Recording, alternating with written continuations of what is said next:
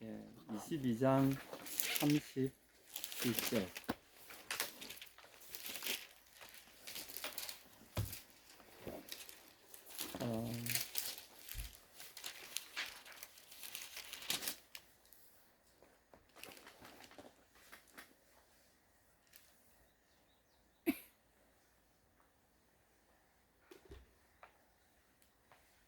22장 31절에서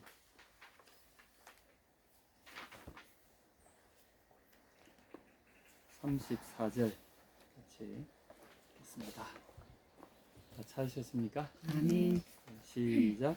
시몬아 시몬아 보라 사탄이 너희를 밀가부르듯 하려고 요구하였으나 그러나 내가 너를 위하여 내 믿음이 떨어지지 않기를 기도하였노니 너는 돌이킨 후에 내 형제를 굳게 하라.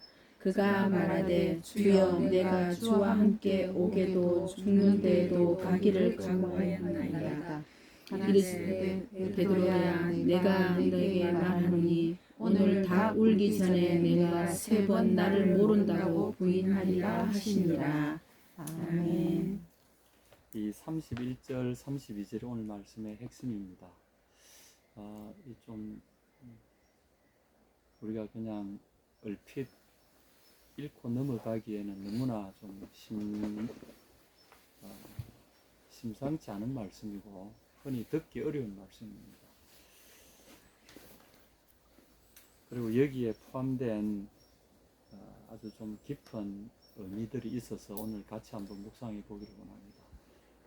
이와 비슷한 사건을 놓고 성경에 찾아보면 우리 한번 더 읽어볼까요? 하나 더 찾아보겠습니다. 예레미야 15장, 구약성경 예레미야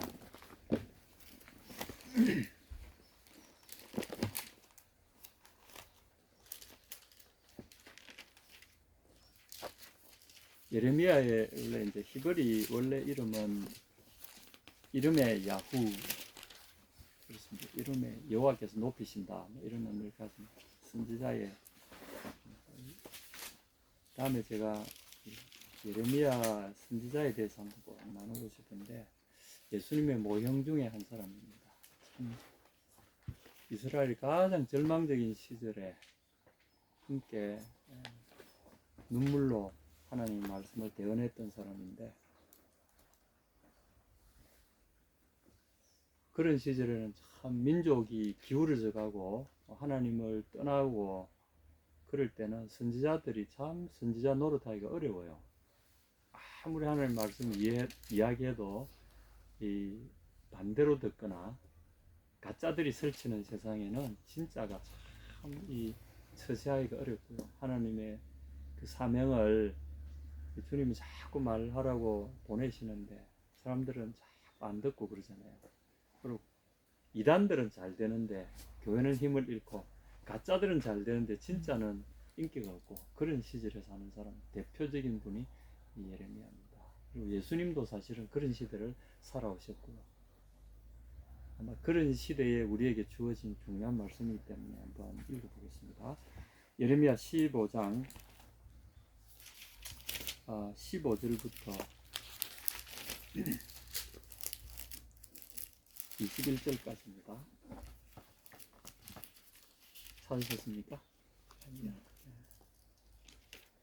찾으셨어요? 그걸 좀 도와주세요.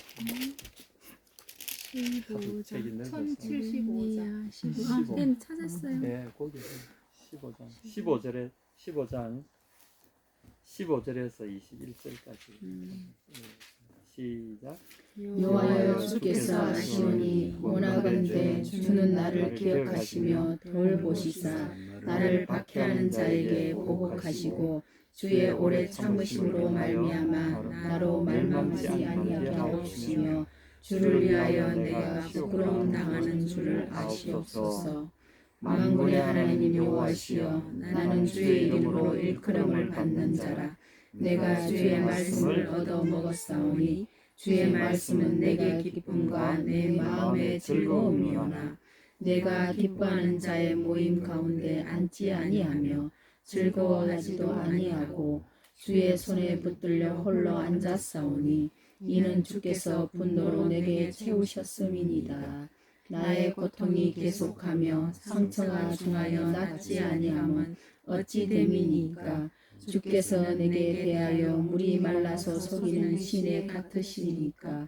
여호와께서 이와 같이 말씀하시되 내가 만일 돌아오면 내가 너를 다시 이끌어 내 앞에 세울 것이며 내가 만일 헛된 것을 버리고 귀한 것을 말한다면 너는 나의 입이 될 것이라.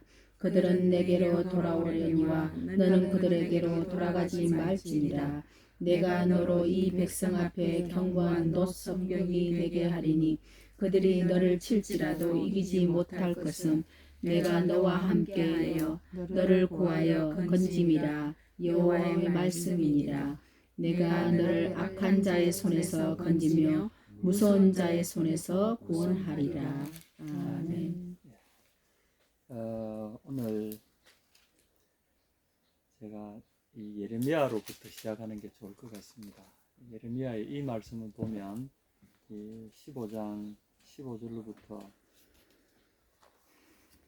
21절까지 보면 예레미야의 그 하나님을 향한 투정과 하나님의 예레미야에 대한 답변으로 나뉘어져 있죠. 전반부에 보시면 16절에 만군의 하나님 여호와시여 나는 주의 이름으로 일컬음을 받는 자라. 내가 주의 말씀을 얻어 먹으사오니 주의 말씀 내 기쁨과 내 마음의 즐거움이나 내가 기뻐하는 자의 회에 모임에 앉지 아니하며 즐거워하지도 아니하고 주의 손에 이끌려 홀로 앉아사오니 이는 주께서 분노로 내게 채우셨습니다.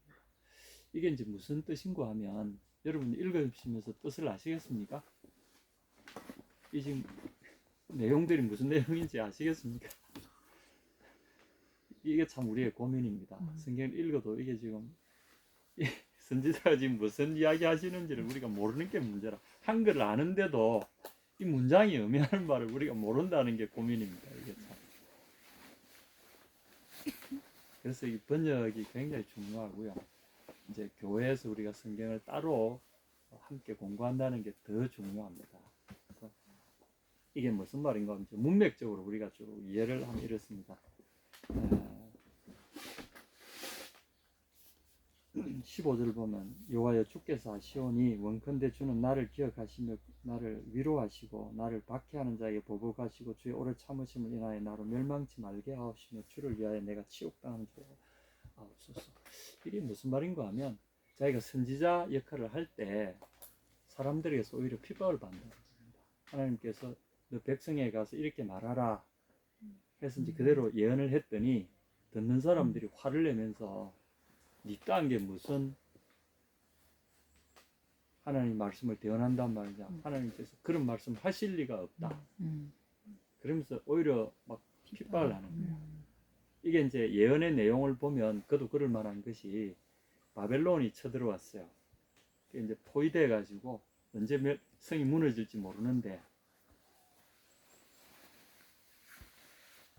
이제 BC 586년에 북쪽 BC 722년에 북쪽 이스라엘은 망하고 남 유대 왕국만 남아 있을 때 드디어 이제 BC 586년이 되자 그 멸망의 그 시기가 다가왔어요. 바로 그 직전에 일어났던 일들입니다. 그때 하나님이 예레미야에게 뭐라고 말씀하셨냐면 사람들이 가서 이야기를 왕과 방백들과 사람들이 가서 말을 해라. 지금이라도 너희가 바벨론의 왕에게 항복해라. 그러면 너희가 멸망하지 않고 살아남을 것이다. 그러니 그 말을 듣겠어요. 매국노라 그러고 막 그냥 그럴 거 아닙니까? 그러니까 이처럼 예레미야 선지자처럼 이해받지 못하고 하나님의 말씀을 대언하는 쪽쪽 거부당하고 심지어는 이제 죽이려고 하는 거죠. 보통 그런 국수주의자들, 극우파들 있잖아요. 자기들 그거 아니면 그냥 무조건 하고 이해해 보려고 하지도 않고 그냥 이래 하는 사람들 있잖아요. 어느 나라에나 어느 조직에나 극단적인 사람들이 있어요. 근데 그 당시는 거의 극단적인 사람들, 이제 맹목적인 애국주의자들이 차 있는 거죠.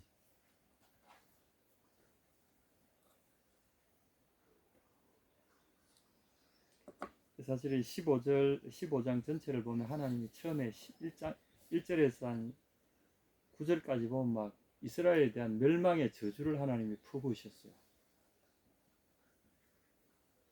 그러니까 이 듣는 사람들이 좋아하질 않는 거예요. 왜냐하면 자기들 죄 때문에 그런 일이 당할 거라고. 그래서 빨리 돌아와야 되는데 돌아오진 않고, 돌아오지 않는 자를 향하여 하나님께서 저주를 퍼부으시니까 그 저주의 말씀을 이렇게 했어요. 그랬더니 이제 막 죽이려고 그러는 거죠. 그러니까 예레미야가 15절에 내가 주를 위하여 내가 이 치욕 당합니다. 주님이 이 말씀을 내가 하라고 하시니까 내가 대신했더니 이 욕을 내가 당합니다. 그런 거예요. 16절에 만군의 하나님 여호와시여 나는 주의 이름으로 일컬음을 받는, 내가 다시 말해서 주님의 선지자 아닙니까? 나는 주님의 선지자 아닙니까? 요새 말하면 나는 목사 아닙니까? 예수 믿는, 예수님의 이름을 걸고 하는. 그래서 내가 욕먹으면 주님이 욕먹으시는 거고, 내가 하는 건 주님의 말씀을 하는, 난 그런 사람인데, 주님의 이름으로 사는 사람인데, 그래서 내가 또 주의 말씀을 얻어먹어사오니, 이 말은 주님이 말씀이 임하면 그 말씀으로 인해서 살아가는 사람이라는 의미죠. 그걸 자기가 자기 속에서 스스로 만들어낸 말이 아니라 하나님이 주시는 말씀으로 살아가는 사람이라는 것을 이야기합니다. 그래서 하나님 말씀이 제게 임하실 때마다 제 말씀, 그 말씀에 내 영혼은 너무나 기쁩니다. 왜냐하면 그것이 사람 듣기에는 썩게 보이더라도 생명의 말씀이기 때문에 내 영혼이 그걸 알기 때문에 주의 말씀이 임할 때마다 나는 너무나 기쁘고 좋습니다만은 16절에 주의 말씀은 내게 기쁨과 내 마음의 즐거움이오나, 이 선지자, 예언자, 이 사람들은 하나님의 말씀을 통해서 그 말씀을 대언하는 운명을 타고난 사람들이에요. 하나님의 말씀을 빼면 이 사람들의 의미는 없는 거예요. 그런데 그 말씀으로 인해서 기쁘지만 17절에 내가 기뻐하는 자의 모임에 앉을 수 없고 즐거워할 수도 없습니다. 왜냐하면 그 말씀이 전파될 때 사람들이 날 죽이려 하니까. 이런 상황에서 내가 주의 말씀으로 인해 즐거워하지만 저 사람들은 그렇지 않으니 내가 어떻게 이 딜레마에서 벗어날 수 있습니까? 그래서 주의 손을 인하여 홀로 앉았다. 왜냐하면 주님이 이 말씀 하시라고 하니까 내가 하면은 저 사람들이 거부하고 죽이려 하니 내가 저들에게 다가갈 수도 없나이다. 그래서 내가 혼자 앉아 있습니다.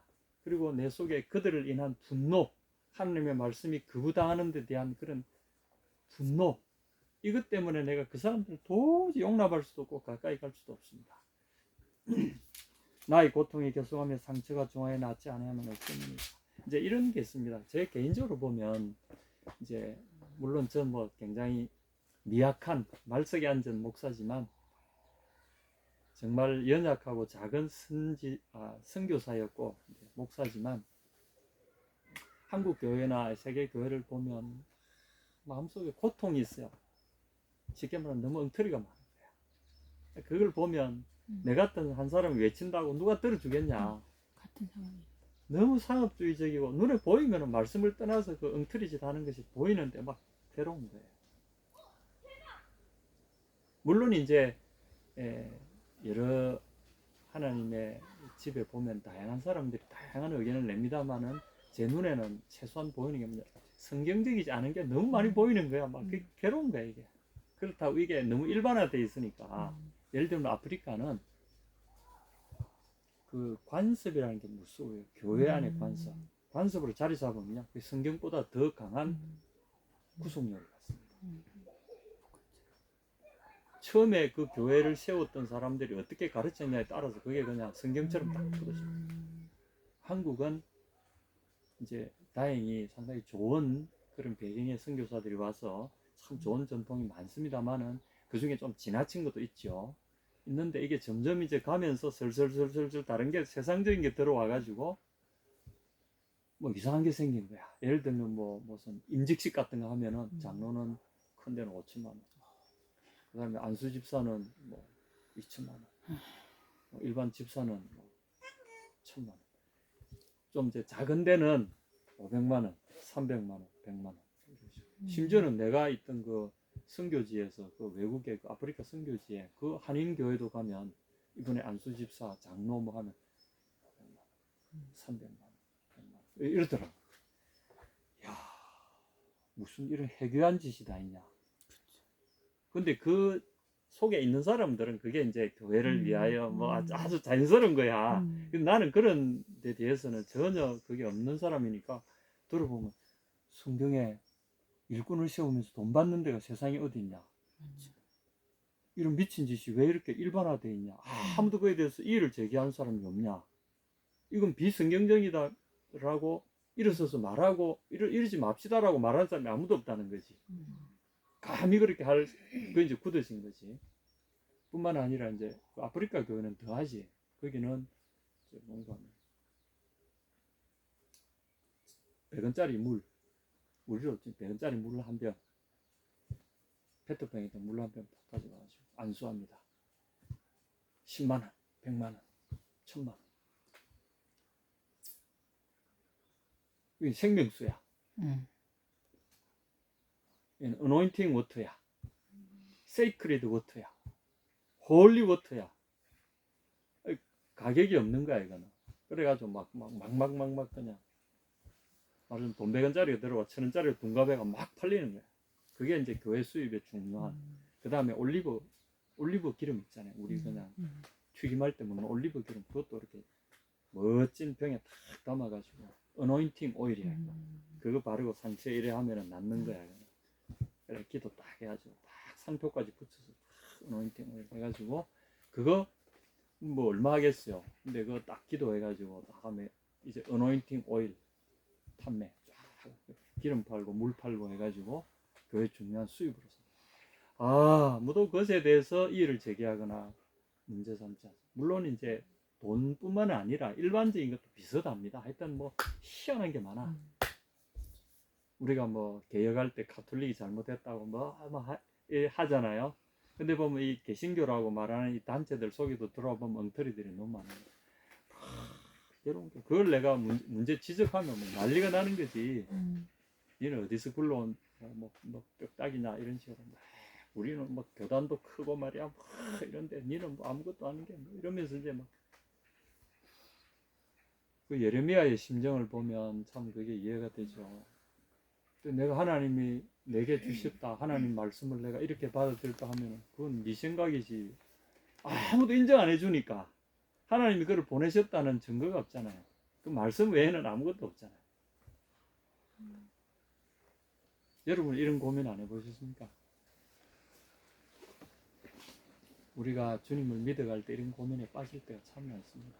주님 말씀이 이렇다 하는데 내가 전도해도 아무도 안 듣고 설교자는 설교해도 다들 뭐 듣는 척 하는데 별로 뭐 아이고 니는 뭐 당신 생각이지.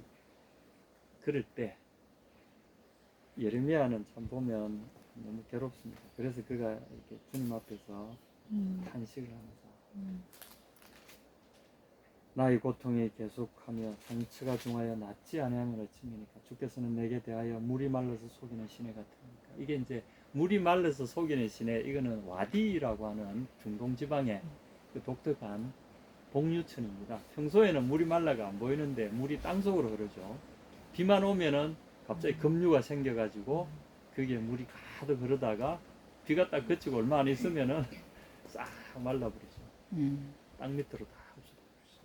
이게 이제 와디라고 부르는 유명한 물이 말라 속이는 시내. 물이 분명히 저기 냇가가 저 있는 데에서 가보면 물이 없다는 거지. 하나님 말씀 이렇게 하라고 하셔서 내가 당연히 그런 줄 알고 가서 보면은 아니 내게 돌아오는 건 그게 아니지 않습니까? 이제 이런 거죠.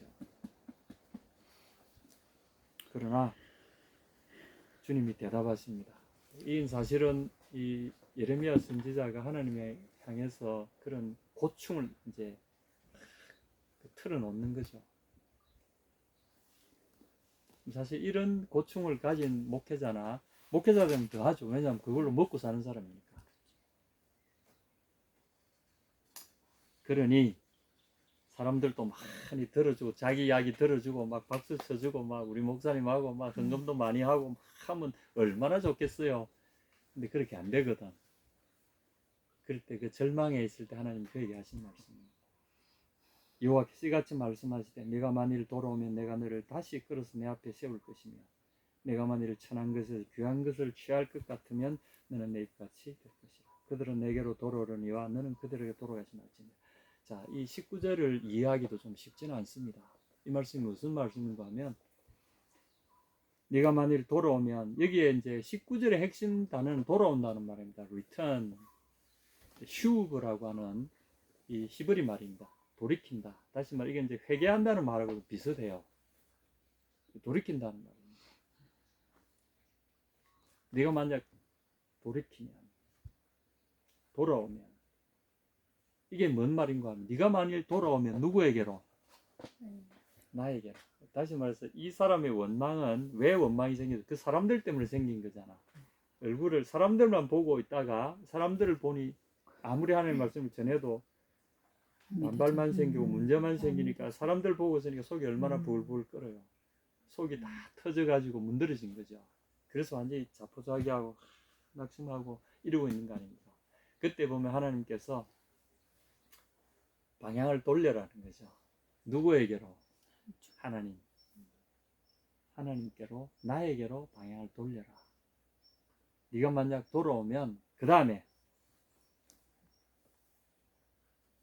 내가 만일 돌아오면 내가 너를 다시 이끌어서, 이건 이제 번역이 뭐 이렇게 이제 의역으로 좀 한 건데, 내가 너를 돌아오게 하겠다 이런 뜻입니다. 네가 만약에 돌아오면, 네가 만약 스스로를 돌리면 I will turn you 이런 뜻입니다. 내가 너를 다시 돌이키겠다. 다시 말해서 내가 뭘 하려고 방향을 바꾸잖아요. 하나님을 보겠다 이러면 그것이 완전하게 하나님께로 내가 그냥 돌이킨다고 해서 그 돌이킴이 모든 것이 아니라는 거지. 내가 회개한다고 했을 때, 또는 내가 뭐 잘못된 걸 고치겠다고 했을 때 스스로 그걸 다 못 고친다는 거지. 예를 들면 옛날에 담배 피던 습관이 있어서 옛날 그런 분 많아요. 지금도 그렇지만 내가 끊어야지. 내가 끊었어. 그렇다고 끊어지느냐 이거지. 하나님이 그걸 딱 끊어주셔야 끊기지. 그러잖아요. 똑같은 겁니다. 내가 돌아온다고 해서 돌아오는 게 아니라는, 내가 끊는다고 해서 끊는 게 아니라는 것이, 하나님께서 끊어버리실 때, 하나님께서 돌아오는 자를 붙들어서 확실하게 돌려놓으실 때 그게 확실한 돌아옴이 된다는 거지. 네가 만약에 돌아오기로 한다면 내가 너를 확실하게 돌려서, 그 말입니다. 내가 너를 확실하게 돌려서 어디까지 돌려놓느냐, 내 앞에 딱 설 때까지 확실히 돌려놓겠다 이런 뜻입니다. 네가 만약 나에게 돌아오리라고 결심하고 내게 돌아오면 내가 너를 붙들어서 너의 그 결심을 견고히 해서 나에게 돌아오는 그 돌아옴을 확실하게 해서 나에게로 와서 내 앞에 딱 서도록까지 돌려놓겠다 이런 뜻입니다. 이게 이제 우리가 사람이 하는 거룩을 향한 또는 하나님을 향한 헌신의 결심과 그게 응답하시는 하나님의 은혜의 손길이 합쳐질 때 이 두 개가 가능하다는 거죠. 우리의 거룩함과 우리의 성장은 하나님 그분이 우리의 믿음으로 하는 그 행동, 주님께 돌아가겠다고 하는 그 결심을 가상히 여기셔서 은혜로 그걸 붙드셔서 그분이 돌려버리실 때 확실하게 돌아선다는 겁니다. 이해가 되십니까? 여기에 똑같은, 다시 이끌어서 이 말이나 돌아오면이라는 단어는 슈브라는 똑같은 단어를 쓰는 겁니다. 네가 만약에 돌아오면 내가 너를 확실하게 돌려놓겠다. 어디까지? 내 앞에 설 때까지 돌려놓겠다. 그래서 거룩은 우리 힘으로 안 된다는 거죠. 결심은 우리가 하는데 은혜로 이걸 깨닫고 나의 죄와 나의 허물과 나의 방향이 잘못됐음을 알고 돌려야 되겠다고 하는 순간에 결심은 하지만 그걸 확실하게 주님이 원하시는 그 거룩의 수준에까지는 우리가 못합니다. 불가능합니다. 그런데 그런 믿음의 결심을 보시고 하나님이 우리를 돌려놓으신다. 그게 하나님의 파워입니다. 내가 너를 확실하게 돌이켜서 내 앞에 세울 것이다. 이 하나님 앞에 선다는 게 무슨 의미일까요? 이건 굉장히 존귀한 상태를 말하는 거죠. 하나님과 함께 살도록, 하나님과 함께 행하도록 하나님께서 당신의 그 자리에 그 사람을 초대해 주시는 것을 의미합니다. 이건 아무나 하나님 앞에 설 수 없어요. 누가 하나님 앞에 설 수 있습니까? 그 거룩하신 하나님 앞에. 죄인이 그 하나님 앞에 서면요, 순식간에 소멸되어 버립니다. 그래서 하나님 앞에 선다는 것은 아주 특별한 존귀함을 의미하는 거죠. 아주 존귀하게 나와 같은 존귀를 내가 나누어 주겠다는 거죠. 그래서 우리가 하나님의 사람, 하나님의 이름으로 살아가는 사람, 이런 어떤 타이틀을 가진다면 그 사람은 하나님 앞에 초대된 사람이라는 것을 의미하는 거죠. 하나님 앞에 선 사람, 다시 말해 하나님이 인정하고 그와 함께 동행하는 것을 아주 존귀한 존재로 인정하신다는 거죠. 우리가 만약에 돌아오면 그렇게 해주신다. 결심은 우리가 하지만 그 단계에 이르기까지는 하나님이 행하신다. 요새 뭐 어떤 단체에서 그런 말 쓰든 뭐 이런 말씀대로 내 삶을 살아냈습니다 이렇게 하는데, 그건 자기가 하는 게 아니죠. 요새 그런 고상한 말로 막 이렇게 뭐 포장해 하던데, 이런 삶을 내가 살아냈다 이래서 그 안 맞는 말입니다. 그런 말은 성립할 수 없는 말이에요. 내가 살아내는 게 없어요. 하나님이 살게 하신 거고 하나님이 하신 것이, 내가 뭐 해냈다, 그는 그런 말 우리가 써서는 안 되는 말들입니다. 내가 만일, 두 번째 또 말씀하십니다. 첫 번째는 내가 만일, 두 번째 또 내가 만일. 천한 것에서 귀한 것을, 여러분 어떻습니까? 천한 것을 버리고 귀한 것을 말한다면 이래 돼 있죠. 그게 아마 번역적으로는 좀 이해하기 쉬울지 모르지만 원래 번역은 이전 계열 한글 번역이 그대로입니다. 천한 것으로부터 귀한 것을 이끌어낸다면, 취한다면, 이끌어낸다면인데, 결국 이 말은 언어에 대한 이야기입니다. 새 번역은 이제 말한다고 번역해놨죠. 그죠? 그러나 원래 히브리의 뜻은 draw out, 이끌어낸다, 이런 뜻입니다. 다시 말해서 여기서 이제 천한 것과 귀한 것을 우리가, 앞에는 사람을 향해서 보다가 하나님을 향해서 방향의 전환이 첫 번째고요. 두 번째는 이제 우리가 취하는 언어에 대한 부분이기도 합니다. 그리고 내 마음의 어떤 중심에 대한 부분이기도 합니다. 내가 뭘 취하느냐, 내가 뭘 이끌어내고 내가 뭘 붙잡느냐, 이걸 이제 두 번째는 선택의 문제인데, 아주 천한 것과 귀중한 것, 두 개를 좀 이야기하세요. 천한 것이란 말이 뭔가 하면, 원래는 이제 이 사람들은 무게 단위로 어떤 금전이나 무슨 가치를 정해요. 탈렌트란 말이 있죠. 달란트. 그것도 여기서 무게 단위입니다. 무게 단위. 그래서 이제 히브리 사람들은 무게가 무거운 것일수록 가치롭다고 해요. 금이 제일 무겁거든. 무게가 제일 나가는 거는 귀중한 거고요. 무게가 안 나가는 거는 가치가 없는 거야. 그러니까 여기 이제 아주 천한 것이라면 아주 무게가 없는 걸 말합니다. 그리고 귀한 것은 무게가 아주 태산같이 깊은 무게를 가진 걸 말해요. 그래서 이거는 비유적으로 한 것이라고 볼 수 있는데, 가치가 없는 것은 뭐냐면 사람의 말이죠. 사람의 가치관에서 나온 사람의 말. 그는 성취도 되지 않을 뿐더러 그 말이 갖는 영향력은 별로 없어요. 근데 하나님의 말씀은 온 천지를 움직이고 부르르 떨게 하는 권능의 말씀이잖아요. 그 말씀 한마디가 이런 중천금이라. 하나님의 말씀은 태산 같은 무게를 갖고 있어요. 네가 이 둘 중에 뭘 말할 것이냐, 선택해라는 거죠. 네가 만약에 인간의 말을 버리고 사람들 듣기 좋은 달콤하고 그들의 귀에 듣기 좋은 인간의 말을 선택할 것이냐, 아니면 이 태산과 같은 나의 말을 할 것이냐, 선택하라. 네가 만약에 그 무가치한 걸 버리고 나의 이 태산 같은 중하고 권능 있는 이 깊은 말을 네가 draw out, 속에서 끄집어내서 한다면, 왜냐면 하나님 말씀을 주시니까 내 마음에 담겨있는 말씀을 솟구쳐내는 것을 말하는 거죠. 그게 이제 여기 취할 것 같으냐 또는 말할 것 같은 번역이 됐는데, 이 사람이 하나님 말씀을 담아두고 안 하잖아요 지금. 왜냐하면 말씀하면은 사람들이 막 두드려 패고 막 난리치니까. 그러니까 이제 자기들 듣기 좋은 말만 해야 되는데 둘 중에 하나를 선택해야 돼. 그게 하나님 말씀하시는 거예요. 그들을 향해 보지 말고 나를 향해서 보고 내 앞에 서라. 그리고 사람의 말을 하지 말고 나의 말을 하라 이거죠. 이 중한 나의 말을 하라. 그러면 너는 내 입과 같이 될 것이다.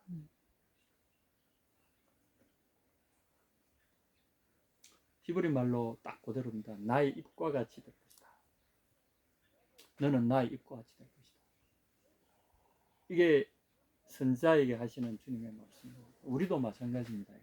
이게 그런 의미에서 예수님의 모형이기도 하고 예레미야가, 그리고 오늘 우리 본문으로 읽었던 시몬에게 하신 말씀이기도 하고요. 오늘을 사는 우리에게 이게 큰 도전이죠. 하나님의 말씀을 내가 깨달았다고, 하나님의 말씀이라고 하면은 2단 아니면 3단이거나 자기들의 그게 안 맞으면, 그리고 또 어떤 이단들은 보면은 사람들에게 이해되기 딱 좋은 어떤 틀을 만들어 가지고 딱 뭐 신천지니 요새 뭐 많잖아요. 뭐 안상홍 정은의 뭐 하나님의 뭐 교회 이름을 싹 바꿔 가지고 막 아주 사람들이 듣기 좋은 아주 교묘한 공식을 만들어 가지고 막 주입을 하고 막 자격증도 막 하고 막 하면은 막 사람들이 막, 근데 사실 우리가 이렇게 이제 하나님 말씀을 지금 듣잖아요. 이게 하나님의 마음에서 우러나오는 소리잖아요. 내 말을 들을 것이냐 사람의 말을 들을 것이냐 둘 중에 하나를 선택해라. 그러면 네가 만약에 나의 이 음중하고도 깊은 무게 있는 이 말을 해낸다면 너는 내 입같이 될 것이다. 그리고 너는 결단코 그들에게 돌아가지 말고 그들로 하여금 너에게 돌아오도록 하라. 이 명령을 주셨어요. 그들은 내게로 돌아오려니와 너는 그들에게 돌아가지 말지냐. 이게 아니고 너는 그들을 나에게로 돌이켜라. 그리고 결단코 너는 그들에게로 돌이켜 가지 마라. 그것도 휴거입니다. 돌아간다는 거죠.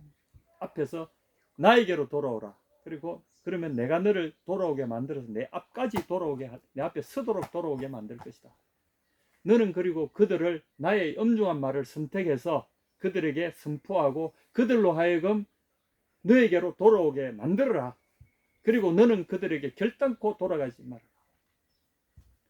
이게 이제 요까지입니다. 그럼 이해가 되시죠? 앞에 말씀을 나누면 선포하면 할수록 욕만 듣고 죽이려고 그러니까 안 하는 게 낫겠다. 혼자 앉아서 하나님 하라 하시고 안 하자고 하니 나중에 이런, 내가 주의 다시는 여호와의 말씀을 선포하지 아니하리라 하면 내 속에서 내 골수가 불 붙는 것 같아서 견딜 수 없나이다. 하나님께서 막 이놈아 네가 그러면 되겠냐고 막 안에서 막 하나님께서 그 영혼을 막 짓누르시니까 막 말씀을 받은 선지자는 하나님의 명을 거역할 수 없자. 이게 막 속에 막 골수에 불이 막 임한 것 같아서 막 견딜 수가 없는 거야. 가자니 사람들이 죽이려고 그러고 안 가자니 하나님 교수가 밀어내시고 이 양쪽에 끼어가지고 선지자가 막 죽을 것 같은 거야. 이것이 사실 오늘날 거짓이 성행하는 이 세대에 사는 참 그리스도인의 모습일 수 있습니다. 근데 하나님께서 이 사람을 그냥 홀로 두셨나요?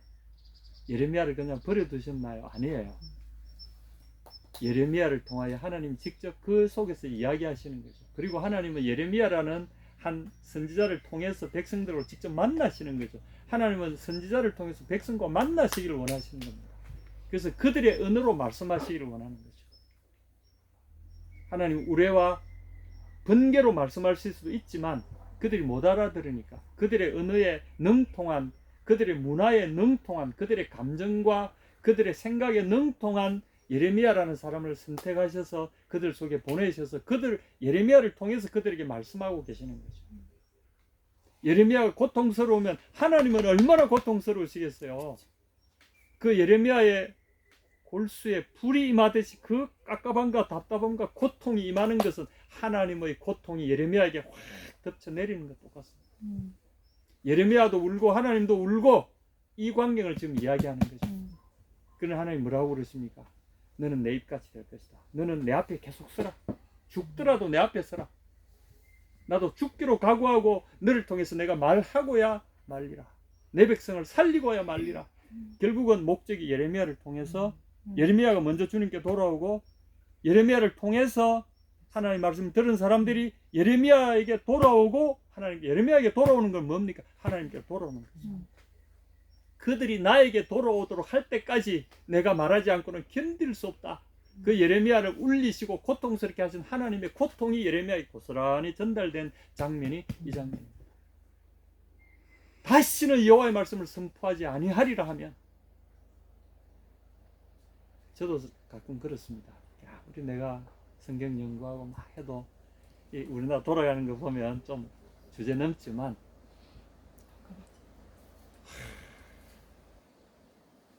영향력이 너무나 없어.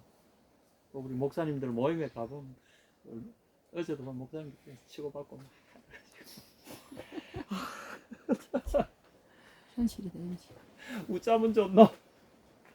말씀을 연구하고 고민하고 이런 거는 생각도 안 하고 그리고 어디 뭐 CBS 무슨 극동방송 이런 거 들어보면 막 마음이 좀 낙심스러워. 물론 나와 같은 고민을 가지신 분들이 얼마나 많겠어요. 그럴 때 일반 성도들, 목사님뿐만 아니라 일반 하나님의 진리를 사모하는 성도들의 그 마음이 어떻겠습니까? 이런 어두운 세대에 우리가 물질적으로는 풍요하지만 진리는 말라버리는, 성경을 봐도 뭔 소리인지도 모르겠고 읽어도 모르고, 이 예레미야의 아픔 속에 주님이 예레미야를 격려하시는 말씀, 돌아와라, 내가 너를 내 앞에 세워주겠다. 그리고 너는 그런 천한 것 그만두고 나의 말을 해라, 나의 말을 선택해라. 그러면 그들이 너에게 돌아올 거다. 그렇지만 너는 절대로 그들에게 돌아가지 마라. 세상 말하고 그들이 듣기 좀 말랑말랑하고 그 의미 없는 재불재불 하는 거, 의미 없는 그 말 속에 머물지 마. 내 말을 해라. 하늘을 움직이고 땅을 갈라지게 만드는 내 말을 해라. 그래서 너 본분에 서 있으라, 이렇게 격려하시는 거죠. 그래서 예레미야가 결국은 끌려가서 포로들과 함께 끌려가지 않고 남아있다가 남아있는 사람들이 또 포로대가 또 끌려가지고 결국은 애국으로 끌려가서 죽었어요. 이스라엘 사람들이 돌아오는 걸 보지 못하고 죽었어요. 나라 망하는 거 그대로 보고 최후까지 남아있던 사람들, 일부 조금 남아놓은 바벨론 사람들로 다 잡아가고 몇몇 남겨둔 사람들, 그 사람들 또 나중에 배반해가지고 하나님의 말씀을 배반해가지고 아니라 처음에는 무슨 말인지 여호와께서 하신 말씀을 할지니라 이거 막 말하라고 말했더니 아니라 그는 네 생각이라 이러면서 끝까지 안 듣고 그 사람들하고 같이 잡혀가가지고 거기서 죽었어요. 선지자의 운명은 이렇습니다. 그런데 놀라운 것은 그 선지자 속에 누가 함께 있습니까? 하나님이 선지자와 함께 울고 절망하고 고통하시다가 선지자의 죽음을 하나님이 거기서 하도록 하셨다는 거죠. 이게 예레미야였습니다. 여러분, 예레미야의 애가 슬픔의 노래를 읽어보신 적 있습니까? 애가 슬픔의 노래. 우리가 이해하기 참 어려운 고통의 말들로 그냥 가득 차 있습니다. 이게 도대체 뭘까? 사람이 이런 고통의 노래를 한다는 것은 불가능합니다. 그 보면은 막 고통의 차원이 달라요. 그 한 인간이 지은 노래지만 그건 인간의 노래가 아니고요, 하나님의 노래예요. 하나님 그분의 마음의 고통을 예레미야를 통해서 그 고통의 노래가 우리에게 전해진 겁니다. 오늘 다시 누가복음 22장으로 돌아옵니다.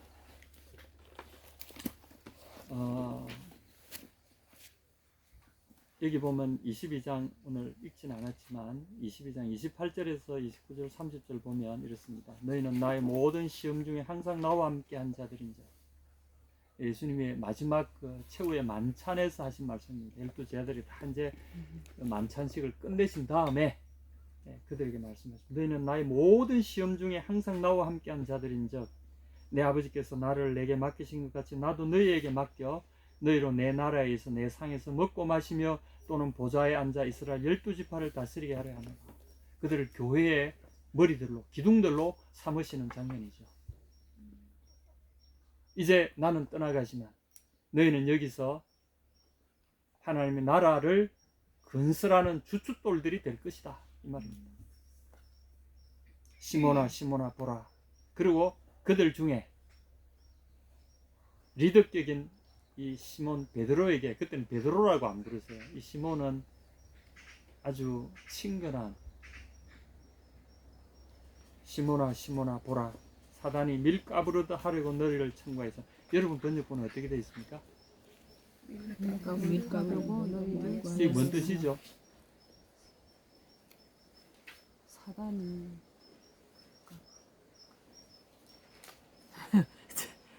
지 마음대로 흔드는. 그렇지. 이건 이제 밀가부른단 말은 원래 그 추수하고 나서 이렇게 하잖아요. 이거 뭔가 하면 이제 심판하고 이 말하자면 부정적인 의미의 심판입니다. 멸망시키는 장면입니다. 그러니까 지 하고 싶은 대로 해가지고 막 해서 밀가부르다 한다 이 말은 마지막으로 정리한다. 그러니까 완전히 학살한다는 의미를 갖고 있습니다. 밀가부르 막 그냥 상대 안 봐주고 알고 이제 보통 우리 밀가부르다 한다는 거는 뭐 이렇게 알곡과 쭉쟁이를 구분하는 뭐 근데 그 정도가 아니라 여기서 말하는 밀가부르선 인정사정 안 봐주고 사정없이 뭉개버리는 그런 의미를 갖고 있습니다. 밀가부르는데 그게 무슨 뭐 이 줄기가 상하지 않게 뭐 그런 거 있습니까? 줄기부터 무조건 싹 다 없애버리잖아요. 뿌리부터 뭐 싹 다 없애버리고 그동안에 있던 거 싹 다 갈아엎어버리고 막 자기가 필요한 대로 그냥 마음대로 해가지고 먼저 때려 부수고 해서 필요한 것만 건져가는 게 추수잖아요. 이것도 역시 밀가부르다는 추수한단 말이고 심판입니다. 그렇지만 이 사탄이 지 마음대로 학살, 물고 뜯고 학살하는 것을 의미합니다. 이렇게 하려고 너희를 달라고 했다는 거죠. 달라고. 무섭지 않아요? 우리 이제 마귀 사탄이 마귀는 먹고 사탄은 먹고 귀신은 먹고 이러는데 원래 이제 마귀나 뭐 이런 것들은 뭐 서열이 있고 뭐 여기서 이제 사탄은 뭐냐면 대적자라고 하는 우리가 말하는 마귀의 원래 이름입니다. 히브리 말로 이 사탄은 한자가 아니고 우리는 사단 이렇게 번역했는데 이 사단이 사탄입니다. 사탄. 이는 대적한다는 말입니다. 대적한다. 대적하는 자 이런 뜻. 그래서 이거는 이제 마귀의 성경적인 이름이죠. 예수님의 대적이죠. 하나님의 대적이고 이 대적이 밀가부르다고 너희를 멸망시키려고 아모스 9장 9절에 보면 바로 이게 멸망이라는 그런 개념으로 쓰여지고 있습니다. 너희를 달라고 했다. 이 말은 이제 몸으로부터 나에게 주시오. 자기가 마음대로 하려고 주시오라고 하나님께 요청합니다. 근데 그러나 내가 너를 위하여 내 믿음이 떨어지지 않기를 기도하니 이 떨어진다면 믿음을 잃어버리다, 지나가 버리다. 원래 하면은 지나가 버리는 거고 없어져 버리는 것은 말이에요. 믿음이 없어져 버리고 믿음이 사라져 버리고 믿음이 있다가 무너지고 믿음이 무너져 내리는 것을 말해요. 믿음이 무너져 내리지 않기를 기도했다. 이 한쪽에서는 내한테 넘겨주시오. 그리고 한쪽에서는 또 다른 한 분이 있어가지고 하나님 보좌 앞에서 강력하게 안 됩니다. 주시면 안 됩니다. 왜냐하면 이들은 내 것이기 때문에 절대로 넘겨주시면 안 됩니다. 저들에게 더 믿음을 확고하게 부어주십시오. 다시 말해서 이게 믿음을 포기하는 순간에 어떻게 되는 거죠? 마귀에게 넘어간다는 것을 의미하는 거죠. 하나님의 말씀을 전파하라는 명을 받았는데 그것을 실행하려니 현실적인 벽에 부딪히잖아요. 여러분, 헌신한다는 게 얼마나 이게 두렵고 놀랍고 힘든 일인지 아시죠? 사람들 앞에서 내 믿음을 고백하고, 이 진짜 어려운 일입니다. 왜냐하면 그래 되면은 예수님을 미워하는 어떤 조직에서는 그런 사람이 있을 수 없잖아요. 그 사람 눈 밖에 나면은 내가 거기 존재할 수 없잖아요. 얼마나 두려워요. 그런데 하나님이 이런 나를 지키실 거야 하고 믿음으로, 또 예레미야처럼 너는 내 앞에 서라, 내 앞에 돌아와서 내 앞에 서고 나의 말을 그들에게 계속 전파해서 그들로 돌아오게 하라. 내가 그렇게 너를 만들어 주겠다. 그 말씀을 받는 순간에 그 말씀을 옳다 인정하고 그 말씀 편에 서는 게 믿음이잖아요. 그렇게 할 때 어떤 일이 일어납니까? 믿음에 서서 나갈 때 그런 일이 생겨납니다. 하나님은 불가능해 보이는 일을 행하시죠. 근데 대부분의 사람들은 생각합니다. 아니야, 이러다가 내가 이거 못 살 것 같아. 그러니까 내가 적당하게 하는 게 좋아. 일단 내가 살 국리는 해놓고 그 다음에 여유가 생기면 하나님의 말씀을 이행하리라. 이렇게 하는 거죠. 이게 뭡니까? 교묘한 배도죠. 사 이렇게 사 겉은 저 가면서 사 이렇게 요런 게 아주 위험합니다. 여러분, 그런 타입이 들어올 때 그거를 잘 분별하셔야 됩니다. 그렇다고 무조건 하고 아니야 나는 뭐 하나님 말씀대로 살아야 하면서 막 고지것대로 한다고 막 그래 하시면 또 안 되고. 그러나 정말 내가 하나님의 이 의미 있는 이 말씀대로 자신을 드리고자 한다면 거기에 중심을 두고 우리가 믿음에서 물러가면 안 됩니다. 믿음에 물러가면요, 여러분 반드시 손해봅니다. 손해 안 보려고 믿음을 살짝 밀어놓고 이렇게 하다 보면, 그래서 그거를 하지 말라고 주님이 다시금 너는 내 앞에 돌아와서 내 앞에 서라. 그러면 내가 너를 확실하게 세워주겠다. 네가 내 말을 전해라. 그럼 내가 확실히 그들을 돌려주겠다. 단지 너는 선포하고 믿음으로 선포하고 믿음으로 돌아오고 그것만 해라. 그러면 내가 너를 붙들 뿐 아니라 그들을 너에게 돌아오게 내가 만들겠다. 이겁니다. 주님이 이 믿음을 잃지 않도록 시몬이라는 연약한 자를 위해서 기도하셨다는 거죠.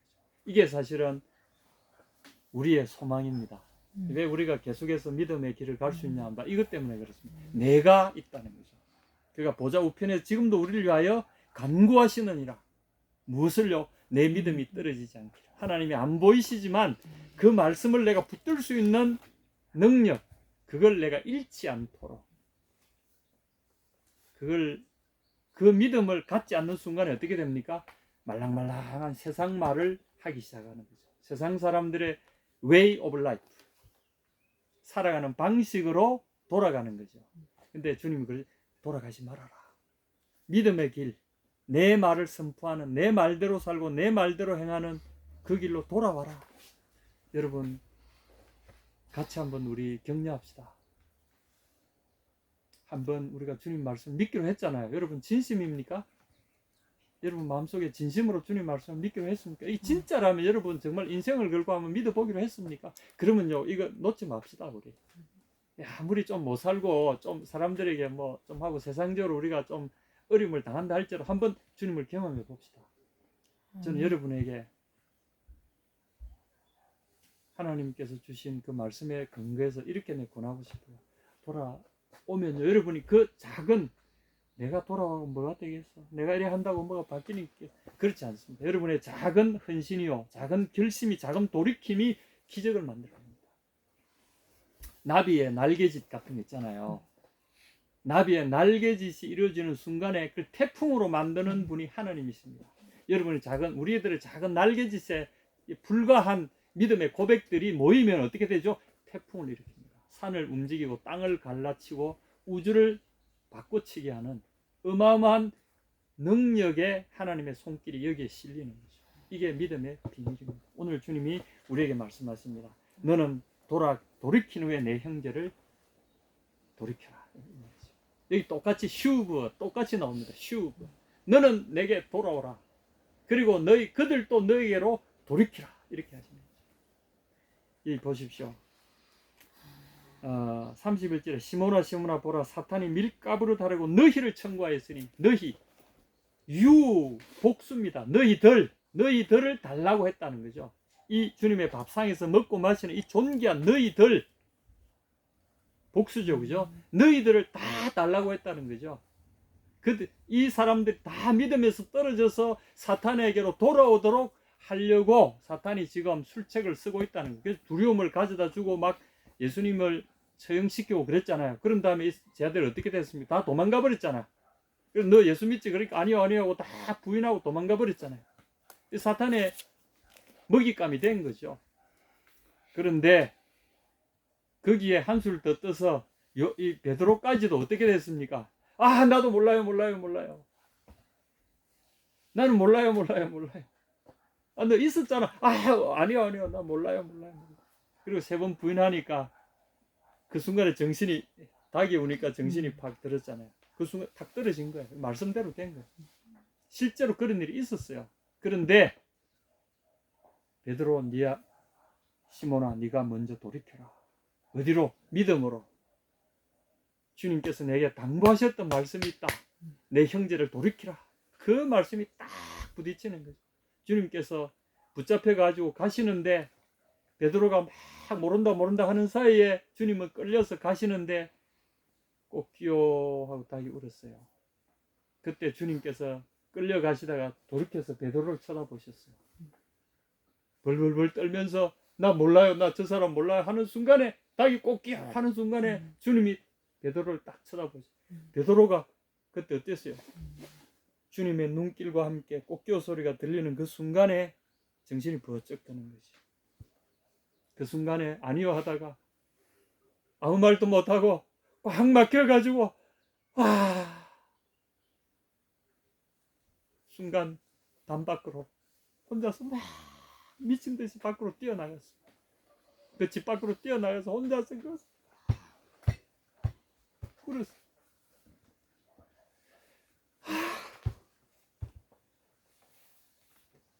여러분 이런 적이 없습니까? 그게 베드로의 통곡입니다. 베드로가 주께서 오늘 닭이 3번 울기 전에 내가 나를 3번 부인, 닭 울기 전에 내가 나를 3번 부인하리라 하신 말씀이 생각났습니다. 주님 뭐라 그러죠? 너는 내게 돌아와라. 그리고 와서 내 형제들을 돌이켜라. 예레미야가 하셨던 너는 돌아와서 내게로 돌아와서 이 똑같이 너는 내게 돌이키라는 거죠. 여러분 큰 일로 우리가 무슨 돌이키고 그러지 않습니다. 아주 작은 것에 주님이 내게 돌아오기를 원하시는, 그래서 내 작은 능력이지만 주님께 돌아오기를 결심하고 계속해서 돌이키는 가운데 어떤 일이 생깁니까? 주님께서 우리를 거룩의 단계를 한 단계 자꾸 밀어 올리셔요. 돌이킬 때마다 밀어 올리시고 넘어질 때마다 다시 밀어 올리시고 어느 순간에 보면 내가 까마득한 그 아골골짜기 같은 흑암의 골짜기를 어떻게 지나왔는지 놀랄 정도로 내가 세상에 그런 것을 뜻으로부터 벗어나서 하나님이 만들어 놓으신 그 놀라운 아름다운 길로 가고 있는 것을 발견하게 됩니다. 너는 돌이킨 후에 내 형제를 붙게 하라. 이것이 우리에게 주신 주님의 명령입니다. 오늘 살아가는 우리에게. 그래서 세상으로 이렇게 보고 있으면 너무 절망스럽지만 우리의 시선을 주님께로 돌이킵시다. 그러면요, 주님이 은밀하게 우리에게 붙드시는 힘을 여러분 느끼시게 됩니다. 삶이 고달픕니까? 그러나 놀라운 우리의 후원자가 계시죠. 그분이 우리에게 돌이켜라. 내게로 와라. 방향을 내게로 와라. 그러면 여러분 새로운 길들이 열립니다. 놀라운 일들이 일어납니다. 이거는 진실입니다. 주님의 진실이 이것처럼 적나라하게 드러나 있는 구절도 없을 거예요. 통곡하시면서 우리에게 당부하신 일입니다. 이건 반드시 우리 각 사람에 일어나고 계속해서 일어나는 일들입니다. 여러분 이 주님이 우리 주님입니다. 힘내십시다. 아멘. 힘낼 근거가 있습니다. 아멘. 주님이 하시는 말씀입니다. 아멘. 아멘. 좀 눌러주시죠.